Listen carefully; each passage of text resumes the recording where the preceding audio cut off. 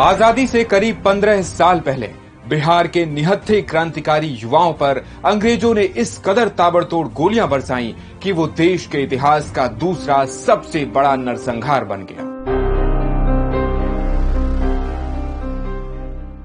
आज स्पॉटलाइट में 1919 के जलियांवाला बाग हत्याकांड के बाद भारत में अंग्रेजों द्वारा किए गए सबसे बड़े नरसंहार की कहानी।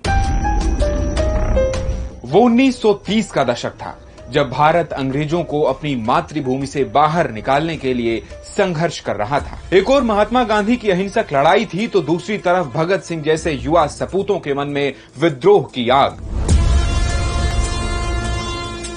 ये आग बिहार के मुंगेर जिले के तारापुर नगर के युवाओं में भी धधक रही थी।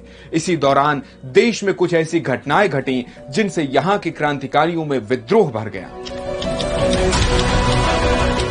23 मार्च 1931 को लाहौर में भगत सिंह, राजगुरु और सुखदेव को फांसी दे दी गई।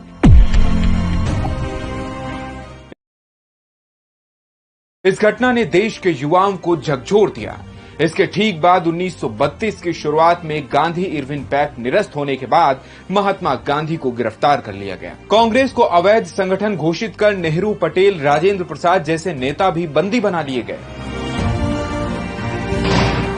एक के बाद एक हुई ऐसी घटनाओं से तारापुर के युवाओं में गुस्सा था। उन्होंने 15 फरवरी 1932 को पुलिस थाने पर लगा ब्रिटिश झंडा उतारकर भारत का ध्वज फहराने की योजना बनाई। 15 फरवरी को क्रांतिकारियों का जत्था थाने की ओर बढ़ने लगा। उनके उत्साह को देखकर आसपास के करीब 4000 लोग इकट्ठे हो गए। युवा क्रांतिकारी भारतीय ध्वज फहराने को तैयार थे। वंदे मातरम और भारत माता की जय के नारों के साथ लोग उनका उत्साह बढ़ा रहे थे। थाने के बाहर अंग्रेज अफसरों समेत बड़ी तादाद में पुलिस फोर्स तैनात थी।